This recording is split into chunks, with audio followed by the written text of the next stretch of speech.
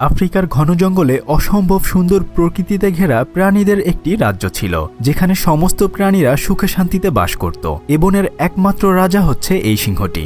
ওর নাম হচ্ছে মুফাসা। মুফাসা তার রাজ্য ঠিকমতোই পরিচালনা করছিল, কিন্তু তার ভাই একদিন ষড়যন্ত্র করে তাকে পাহাড় থেকে ফেলে দেয়। তারপর সে নিজেই সেখানের নতুন রাজা হয়ে যায়। তবে বনের অন্যান্য প্রাণীরা কি তাকে রাজা হিসেবে মানবে, আর পরবর্তীতে ওই রাজ্যের কি অবস্থা হবে, এই সব কিছুই আজকে আপনাদেরকে শোনাবো।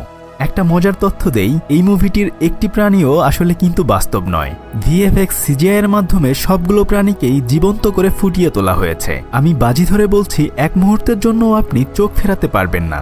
যেহেতু সিনেমনের অ্যানিমেশন চ্যানেলটি একদমই নতুন, তাই আপনাদের কাছে অনুরোধ থাকবে আমাদের চ্যানেলটি সাবস্ক্রাইব করে পাশে থাকা বেল আইকনটিতে ক্লিক করুন। তো চলুন গল্পটি শুরু করা যাক। প্রাণীদের পুরো রাজ্য জুড়ে একটা আনন্দের ধুম পড়ে গেছে, কেননা রাজা মুফাসা এবং রানী সানাবির কোল জুড়ে এক নতুন সন্তান এসেছে।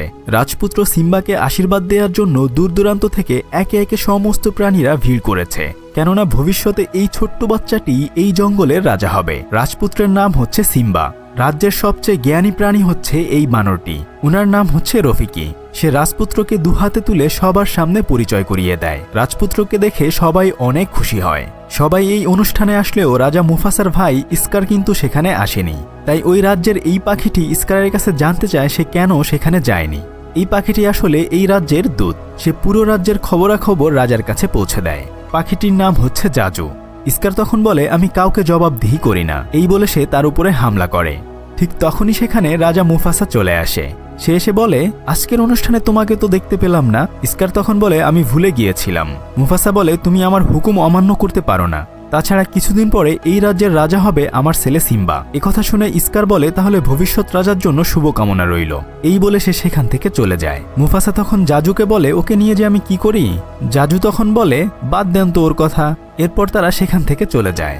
রাত পেরিয়ে সকাল হওয়ার সাথে সাথেই ছোট্ট সিম্বা তার বাবাকে ডাকতে থাকে। সে বলতে থাকে, বাবা তাড়াতাড়ি উঠো, দেখো সকাল হয়ে গিয়েছে। তুমি না বলেছিলে আজকে আমাকে নিয়ে ঘুরতে যাবে?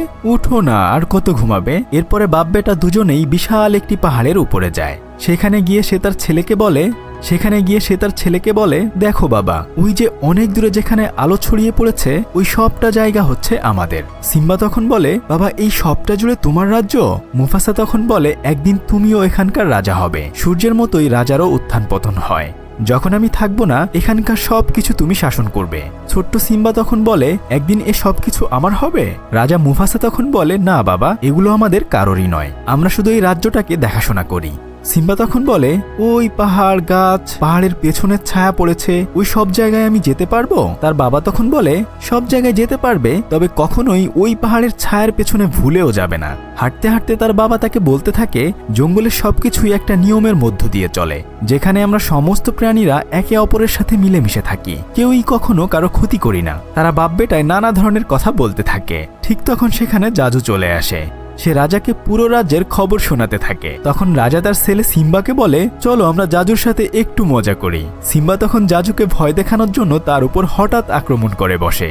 যাই হোক, এরপরে বাপ বেটা অনেক খুনসুটি করতে থাকে। তবে কিছুক্ষণ পরেই জাজু এসে রাজা মুফাসাকে খবর দেয়, হায়নার দলগুলো আমাদের রাজ্যে প্রবেশ করেছে, আপনি এখনই জলদি চলুন। রাজা মুফাসা জাজুকে বলে, তুমি তাহলে সিম্বাকে এখান থেকে নিয়ে যাও, আমি ওদিকটায় গিয়ে দেখছি। সিম্বা তখন বলে, না বাবা, আমিও তোমার সাথে যাব। মুফাসা তখন বলে, ছোটদের ওখানে যেতে নেই বাবা, জাজু তুমি ওকে নিয়ে যাও। সিম্বা তখন একা একা বলতে থাকে, আমি ছোট নই, আমি বড় হয়ে গিয়েছি, আমি তোমার সাথে যেতে চাই। যাই হোক, জাজু সিম্বাকে আরো কয়েকটি বাচ্চা সিংহের কাছে নিয়ে যায়। সিম্বা তখন ছোট্ট একটি পোকার পিছু করতে করতে পাহাড়ের এক কোণায় আসে। সেখানে সে তার চাচু ইস্কারকে দেখতে পায়। ইস্কার তখন বলে, শিকার করা ছোটদের কাজ নয়, বরং তুমি বাড়িতে ফিরে যাও। সিম্বা তখন বলে, না চাচু, আমি একদমই ছোট নই, তাছাড়া ভবিষ্যতে আমি এই জঙ্গলের রাজা হব। সিম্বা মজা করে তার চাচুকে বলে, যখন আমি রাজা হব তখন কিন্তু আমার হুকুম তোমাকেও মানতে হবে। ইস্কার তখন সিম্বাকে বলে, তোমার বাবা কি তোমাকে সমস্ত রাজ্যটা দেখিয়েছে? সিম্বা বলে, হ্যাঁ, তবে ওই দূরের পাহাড়ের ছায়ার দিকে যেতে বারণ করেছে। ইস্কার তখন বলে, হ্যাঁ, ওখানে বাচ্চারা যেতে পারে না, ওখানে হাতিদের কঙ্কালের পাহাড় রয়েছে, তুমি তো এখনো খুবই ছোট, তাই তুমিও সেখানে যেতে পারবে না। এসব কিছু বলে সিম্বাকে উস্কে দেয় ওই জায়গায় যাওয়ার জন্য। বুঝতেই পারছেন, বাচ্চাদেরকে যখন আপনি কোথাও যেতে বারণ করবেন, দেখবেন ওইখানেই ওরা বেশি বেশি করে যাচ্ছে। যাই হোক, চাচু ইস্কারের কথায় তার ভেতরে একটা জিদ চেপে বসে। সে মনে মনে চিন্তা করে, যেভাবেই হোক আমি ওখানে যাবই। ওখান থেকে এসে সে তার বান্ধবী নালাকে বলে, চলো আমরা সামনের দিঘি থেকে ঘুরে আসি। তখন সিম্বার মা বলে, আচ্ছা তোমরা ঠিক ওই দিঘি পর্যন্তই যাবে কেমন, আর তোমাদের সাথে জাজু যাবে। তখন আস্তে আস্তে তারা আগাতে থাকে। নালা সিম্বাকে জিজ্ঞেস করে, তুমি আমাকে কোথায় নিয়ে যাচ্ছ বলো তো? সিম্বা বলে, আমরা ওই পাহাড়ের ছায়ার কাছে যাব, ওখানে নাকি হাতিদের কবরস্থান রয়েছে। নালা বলে, ওখানে যাওয়া কি আমাদের উচিত হবে? সিম্বা বলে, এত ভয় পাচ্ছ কেন তুমি? আমি তো তোমাকে অনেক জায়গায় ঘুরিয়েছি তাই না, চলো আমার সাথে। তবে আমাদেরকে অবশ্যই জাজুর চোখ ফাঁকি দিয়ে যেতে হবে। তখনই জাজু তাদের সামনে চলে আসে। এসে সে জিজ্ঞেস করে, কি ভবিষ্যৎ রাজারানী, কোথায় যাচ্ছ তোমরা? তখনই তারা দুজনে লজ্জায় বলে ওঠে, আমরা বিয়ে করুম না, আমরা তো ভালো বন্ধু। তারপর তারা জাজুর চোখ ফাঁকি দেওয়ার জন্য এদিক সেদিক দৌড়াতে থাকে। দিঘির ওখানে অন্যান্য প্রাণীদের ভেতর দিয়ে জাজুর চোখ আড়াল করে তারা অন্য জায়গায় চলে যায়। কিছুক্ষণ পরেই তারা দুজন অদ্ভুত রকমের একটা জায়গা দেখতে পায়। একটু সামনে গিয়ে বিশাল একটি হাতির কঙ্কাল দেখে সিম্বা বলে, দেখো এটাই সেই জায়গা, আমরা সেখানে চলে এসেছি, এখন থেকে কেউ আমাকে আর ছোট বলতে পারবে না। সিম্বা তখন একটু একটু করে সামনের দিকে এগিয়ে যায়। নালা তখন পিছন থেকে বলে, চলো এবার আমরা ফিরে যাই, যে কোনো সময় আমাদের বিপদ হতে পারে। কিন্তু সিম্বা সে কথা হেসে উড়িয়ে দেয়। কিছুক্ষণ পরেই সেখানে কয়েকটা হায়েনা চলে আসে। একটা হায়েনা তখন বলতে থাকে, বাহ, অনেক দিন ধরে মাংস খাই না, আর এইবার রাজপুত্রের মাংস খেয়ে ভীষণ মজা হবে। তখনই সেখানে জাজু চলে আসে। সে এসে বলে, দেখো রাজা মুফাসার সাথে তোমরা পাঙ্গা নিও না। হায়নাটি বলে, হায়না এবং সিংহদের মাঝে শুরু থেকে যুদ্ধ লেগে আছে, আজকে মুফাসার ছেলেকে খেয়ে বিশাল প্রতিশোধ নেব। এই কথা বলে তাদের উপর হায়নাগুলো আক্রমণ করে বসে। সিম্বা এবং নালা তখন ভয়ে এদিক সেদিক দৌড়াতে থাকে। এক পর্যায়ে সমস্ত হায়নাগুলো তাদেরকে ঘিরে ফেলে। তবে কিছুক্ষণ পরেই সেখানে রাজা মুফাসা চলে আসে। সেখান থেকে সে নিজের ছেলেকে বাঁচিয়ে হায়নাদেরকে বলে, ভুলেও কোনোদিন আমাদের দিকে চোখ তুলে তাকাবি না। এই বলে সে চলে আসে। রাগে সে তখন সিম্বার সাথে কোনো কথা বলে না, কেননা সিম্বাকে বারণ করার পরেও সে এখানে এসেছে। সে জাজুকে বলে, তুমি নালাকে নিয়ে রাজ্যে চলে যাও, সিম্বার সাথে আমার কিছু কথা আছে। রাজা মুফাসা তখন সিম্বাকে বলে, তুমি জেনে শুনে আমার আদেশ অমান্য করেছ, শুধু তাই নয় তুমি নালাকেও বিপদে ফেলেছ। সিম্বা তখন বলে, বাবা আমি আমার যোগ্যতা প্রমাণ করতে চেয়েছিলাম, আমার মনে হচ্ছিল আমি যদি ওখানে একা একা যেতে পারি তাহলে তুমি আমাকে অনেক সাহসী মনে করবে। তখন রাজা মুফাসা বলে, একজন রাজা কখনোই কাউকে বিপদে ফেলে না, তবে আজকে আমি অনেক ভয় পেয়ে গিয়েছিলাম যদি তোমার কিছু হয়ে যেত। সিম্বা তখন নিজের ভুল বুঝতে পারে। মুফাসা সিম্বাকে বলে, ওই আকাশের তারাগুলো দেখছো, ওখান থেকে আগের সমস্ত রাজারা আমাদেরকে দেখছে, যদি কখনো কোনো বিপদে পড়ো তারা তোমাকে সঠিক পথ দেখাবে। এভাবে বাপ বেটা তখন অনেক গল্প করে। ওদিকে হায়ানারা একে অপরকে বলতে থাকে, রাজা মুফাসা আসলেই অনেক সাহসী। তখন আরেকটি হায়ানা বলে, রাজা মুফাসাকে একদিন উচিত শিক্ষা দিতে হবে। ঠিক তখনই ওখানে একটি সিংহ চলে আসে। হায়ানাগুলো ভাবে হয়তো রাজা মুফাসা চলে এসেছে, কিন্তু তারা দেখে এটা মুফাসা নয়, বরং মুফাসার ভাই ইস্কার সেখানে এসেছে। সে এসে হায়ানাদেরকে বলে, আজকে তোমাদের জন্য কচি দুটো বাচ্চা পাঠিয়েছিলাম, আর তোমরা সেটা স্বীকার করতে পারলে না। তখন একটা হায়ানা বলে, মুফাসার জন্য আমরা সেটা করতে পারিনি। ইস্কার তখন বলে, আমি তোমাদেরকে আরো অনেক বেশি শিকার করার ব্যবস্থা করে দেব। তখন হায়ানাটি বলে, যতদিন রাজা মুফাসা বেঁচে রয়েছে ততদিন আমরা কখনোই যাকে খুশি তাকে শিকার করতে পারবো না। ইস্কার তখন বলে, তাহলে আমরা রাজা মুফাসাকে মেরে ফেলবো। এটা শুনে সবাই অবাক হয়ে যায়। এরপর মুফাসার ভাই ইস্কার রাজা হওয়ার লোভে হায়ানাদের সাথে রাজা মুফাসাকে হত্যা করার ষড়যন্ত্র করে। পরদিন সকালবেলা রাজা মুফাসা সিম্বাকে নিয়ে পাহাড়ের কাছে যায়। তার বাবা তাকে বলে, তুমি এখানে কিভাবে সিংহরা অনেক জোরে হুঙ্কার দেয় এটার প্র্যাকটিস করতে থাকো। এরপর সিম্বা একা একা বড় সিংহদের মতো গর্জন দিতে চেষ্টা করে। তবে কিছুক্ষণ পরে কিছু বন্য মহিষের দল ওই পথ দিয়ে দৌড়াতে শুরু করে। সিম্বা তখন ভয়ে নিজের জীবন বাঁচাতে এদিক সেদিক ছোটাছুটি করে। তবে ওদিকে ইস্কার গিয়ে রাজা মুফাসাকে বলে, জলদি এসো, মহিষের দল সিম্বাকে আক্রমণ করেছে, দেরি করলে হয়তো আমরা ওকে বাঁচাতে পারবো না। সিম্বা নিজের জীবন বাঁচানোর জন্য একটা গাছের ডালের উপর গুটিসুটি করে বসে থাকে। মুফাসা এসে সিম্বাকে ওখান থেকে বাঁচিয়ে একটি জায়গায় রেখে দেয়। তারপর সে পাহাড়ের উপরে উঠতে শুরু করে। সেখানে গিয়ে সে দেখে ইস্কার দাঁড়িয়ে রয়েছে। মুফাসা ইস্কারকে বলে, আমাকে সাহায্য করো। ঠিক তখনই ইস্কার রাজা মুফাসাকে পাহাড়ের উঁচু থেকে নিচে ফেলে দেয়। সিম্বা দেখে যে তার বাবা নিচে পড়ে গিয়েছে। তারপর সে কান্না করতে করতে তার বাবার কাছে আসে। তার বাবাকে সে ডাকতে থাকে, বাবা তুমি ওঠো, কিন্তু তার বাবা কোনো কথা বলে না। সে নিরুপায় হয়ে তখন তার বাবার কোলের কাছে শুয়ে পড়ে। ঠিক তখনই ইস্কার এসে বলে, সিম্বা তুমি এটা কি করেছ? তুমি তোমার নিজের বাবাকে খুন করে ফেললে? তোমাকে নিয়ে তোমার বাবার কত স্বপ্ন ছিল। সিম্বা বলে, চাচু আমি কিচ্ছু করিনি, এটা একটা দুর্ঘটনা। কিন্তু ইস্কার তখন সিম্বাকে বলে, তোমার মা যদি জানতে পারে তোমাকে বাঁচাতে গিয়ে তোমার বাবা মারা গিয়েছে তাহলে সে অনেক বেশি কষ্ট পাবে। সিম্বা তখন বলে, আমি এখন কি করব চাচু? ইস্কার বলে, তুমি এই রাজ্য থেকে পালিয়ে যাও, কখনোই আর এখানে ফেরত আসবে না।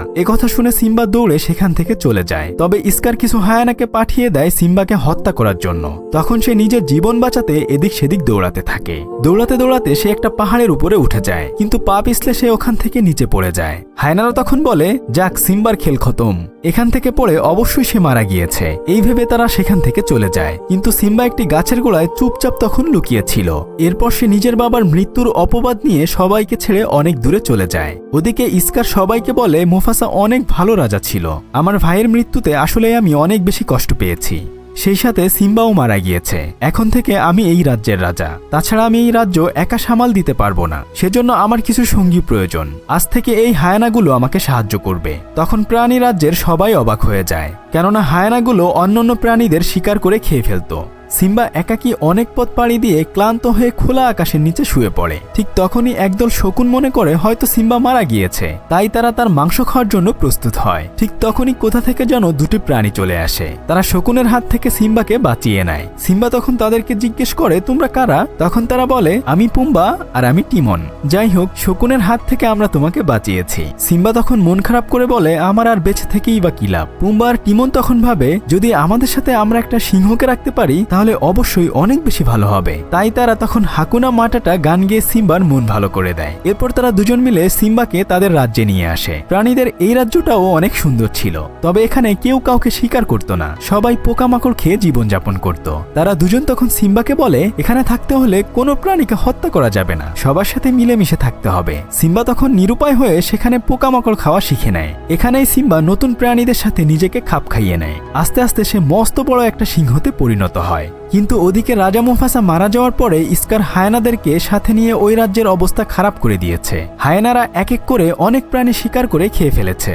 নিজেদের জীবন বাঁচানোর জন্য ওই রাজ্য থেকে অনেক প্রাণী সেখান থেকে পালিয়ে গিয়েছে। আর এখন নালাও অনেক বড় হয়ে গেছে। সে রানীকে বলে, এভাবে চলতে থাকলে আমাদের রাজ্যের অবস্থা একদম খারাপ হয়ে যাবে, আমরা এইভাবে চুপচাপ করে বসে থাকতে পারি না, হয়তো আমাদের এর প্রতিবাদ করতে হবে, না হলে এখান থেকে পালিয়ে যেতে হবে। তখন রানী সারাবি বলে, আমরা চাইলেই এখন প্রতিবাদ করতে পারবো না, আমাদেরকে ভালো সময়ের জন্য অপেক্ষা করতে হবে। ওদিকে ইস্কার প্রাণীদের শিকার করে মাংস খাচ্ছিল। রানী এসে ইস্কারকে বলে, প্রাণীদের শিকার করা এখন তো ছেলে খেলা হয়ে গেছে। ইস্কার তখন রানীকে বলে, এই রাজ্যের সবচেয়ে শক্তিশালী প্রাণী হচ্ছে আমি, তাই আমি যাকে খুশি তাকেই শিকার করতে পারি, তাছাড়া আমার সামনে দাঁড়ানোর মতো ক্ষমতা কারোরই নেই। তবে তুমি আর কতকাল একা একা থাকবে, বরং তুমি আমাকে তোমার রাজা হিসেবে মেনে নাও।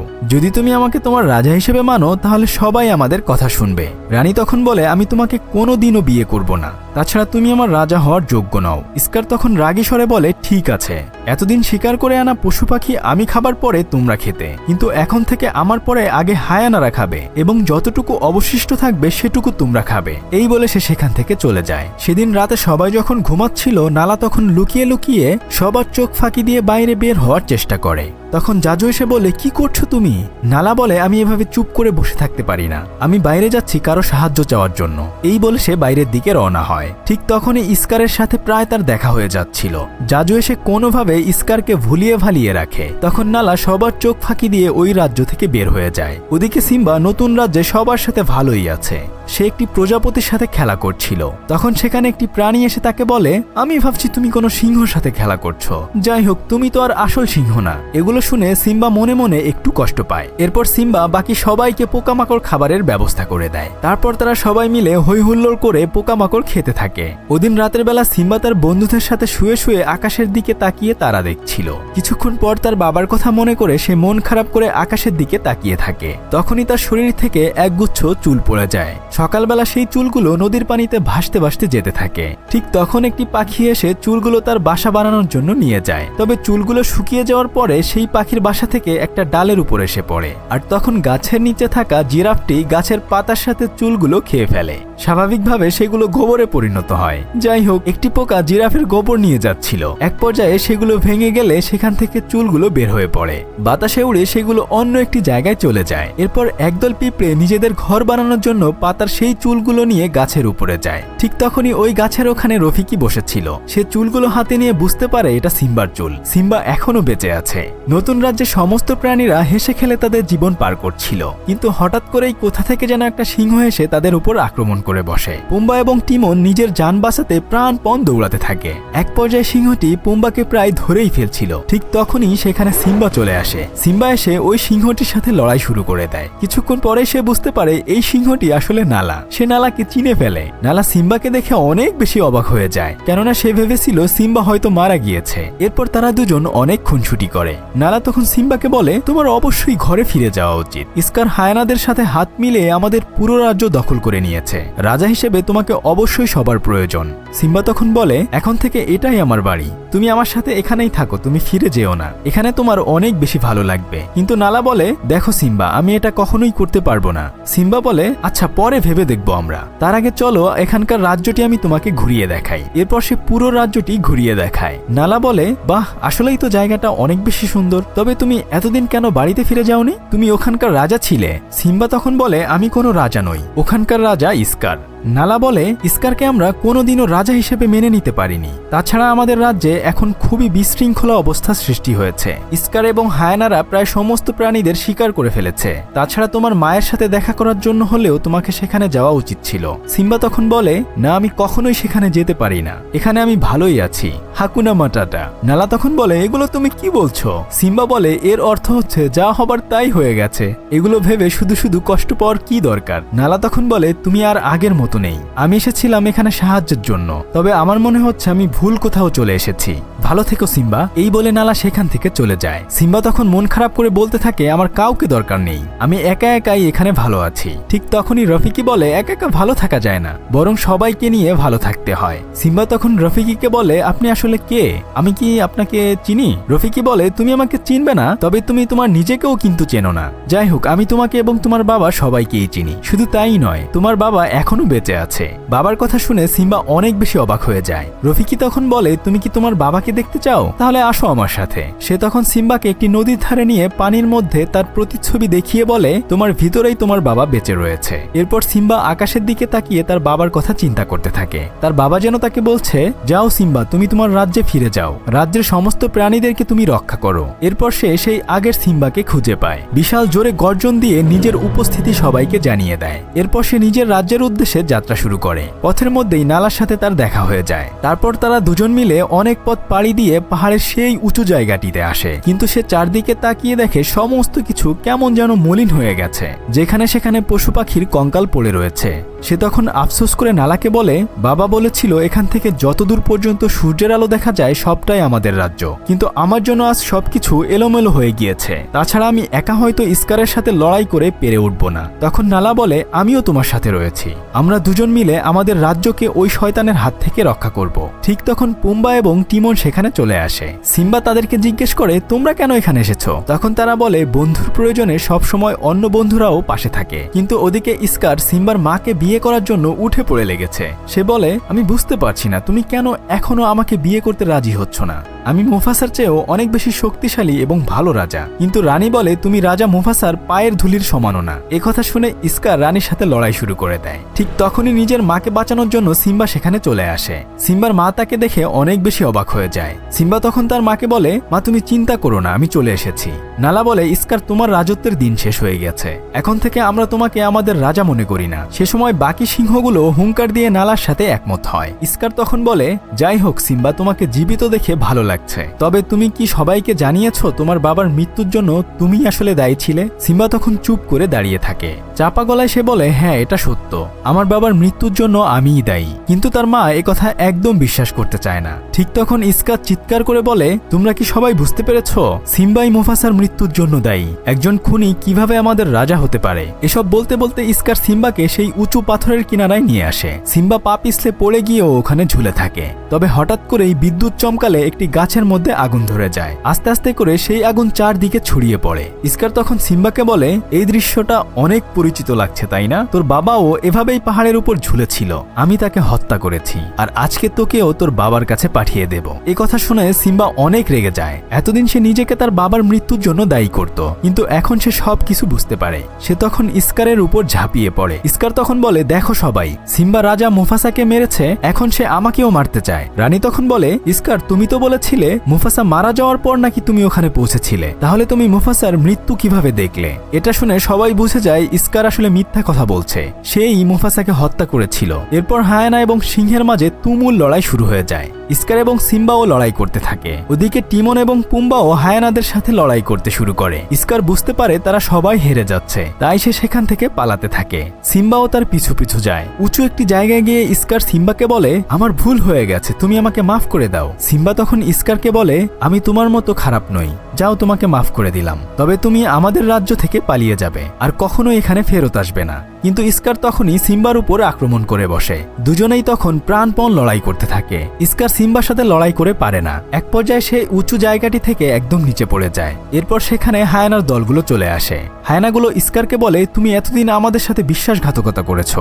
স্কার বলে, বন্ধুরা তোমরা চিন্তা করো না, আমরা আবার আমাদের সেনাবাহিনী তৈরি করব। কিন্তু হায়ানারা তখন স্কারকে টেনে হিসড়ে টুকরো টুকরো করে খেয়ে ফেলে। এরপর সেখানে অনেক বৃষ্টি শুরু হয়ে যায়। রফিকি তখন সিম্বাকে তাদের নতুন রাজা হিসেবে ঘোষণা করে। এভাবেই অনেক বছর কেটে যায়। সবাই আগের মতো সেখানে সুখে শান্তিতে বসবাস করতে থাকে। এখন সিম্বা এবং নালারও একটি সন্তান হয়েছে। রফিকি সমস্ত প্রাণীদের সাথে তার সন্তানকে পরিচয় করিয়ে দেয়। যাই হোক, এই মুভিটি আসলে আমার অনেক বেশি পছন্দের ছিল। আশা করি আপনাদেরও অনেক ভালো লেগেছে। সবাই ভালো থাকুন, ফিরছি কয়েকদিনের মধ্যেই নতুন কোনো ভিডিও নিয়ে। আল্লাহ হাফেজ।